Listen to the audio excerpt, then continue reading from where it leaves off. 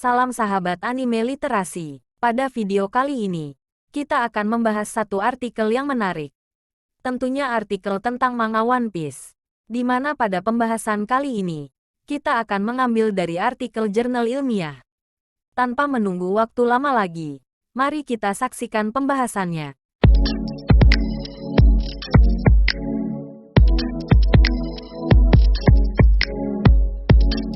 Oke sahabat anime literasi, sebagaimana yang telah disebutkan bahwa pembahasan kali ini mengambil dari artikel jurnal ilmiah yang menganalisis tentang manga One Piece. Adapun artikel ini ditulis oleh Rohmat Kartiko dari Prodi Kajian Budaya Media di Pascasarjana Universitas Gadjah Mada dengan judul artikelnya yaitu Information Blocking dalam serial manga One Piece. Perlu sahabat anime literasi ketahui, information blocking adalah istilah yang digunakan di dalam ilmu kesehatan atau medis, di mana information blocking ini digunakan untuk pencegahan informasi seorang pasien dibagikan kepada publik. Namun yang menarik dalam artikel ini adalah, istilah tersebut digunakan dalam analisis serial komik One Piece.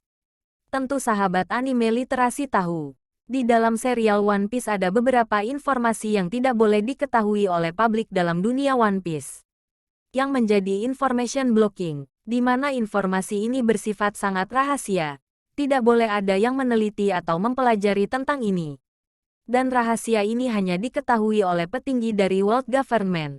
Adapun yang menjadi information blocking dalam dunia One Piece adalah abad kekosongan dan poneglyph. Dalam pembahasan artikel ini membagi menjadi dua. Pertama, struktur manga One Piece. Struktur manga One Piece dalam artikel ini terdiri dari 1. Penokohan One Piece. Dalam pembahasan artikel ini tokoh yang dibahas adalah mereka yang memiliki kaitan besar dengan abad kekosongan, poneglyph, dan insiden Ohara. Yaitu, tokoh Gorosei, yaitu bagian dari World Government yang memiliki kendali penuh atas pemerintahan, dan yang memberi perintah genosida terhadap Ohara, menyembunyikan abad kekosongan serta rahasia-rahasia lain yang tidak boleh bocor ke publik. Tokoh Profesor Clover merupakan direktur perpustakaan Ohara serta seorang arkeolog yang meneliti dan mempelajari poneglyph serta abad kekosongan, sehingga terjadi genosida di Ohara atas kegiatan penelitian tersebut. Tokoh Nico Robin, salah satu anggota kelompok bajak laut Mugiwara, serta satu-satunya orang yang selamat dari insiden Ohara, juga memiliki kemampuan untuk membaca poneglyph dan berusaha menguak misteri abad kekosongan. Tokoh Rayleigh merupakan wakil dari kelompok Raja Bajak Laut yang telah mengetahui apa yang terjadi di abad kekosongan. Hal ini diketahui karena kelompok Raja Bajak Laut telah mencapai pulau terakhir yaitu Laugh Tale. 2. Alur One Piece. Alur One Piece bersifat kronologis. Dalam penelitian ini penulis membahas arc yang berkaitan dengan abad kekosongan, poneglyph dan insight Ohara yang terdiri atas Alabasta, Skypiea, Enies Lobby, Sabo di Archipelago, Fishman Island, Zou, dan Reverie. 3. Latar One Piece. Latar merupakan bagian penting guna untuk memberikan kesan realistis kepada pembaca. Adapun latar dalam penelitian ini ada dua yaitu, latar tempat, yang memiliki kaitan dengan abad kekosongan antara lain, Negara Alabasta, Pulau Skypiea, Negara Sandora, Pulau Ohara, Pulau Fishman, dan Zou. Kemudian latar waktu, yaitu waktu yang diketahui di One Piece bermula pada 800 tahun dan 100 tahun setelah abad kekosongan. 2. Information blocking dalam cerita One Piece.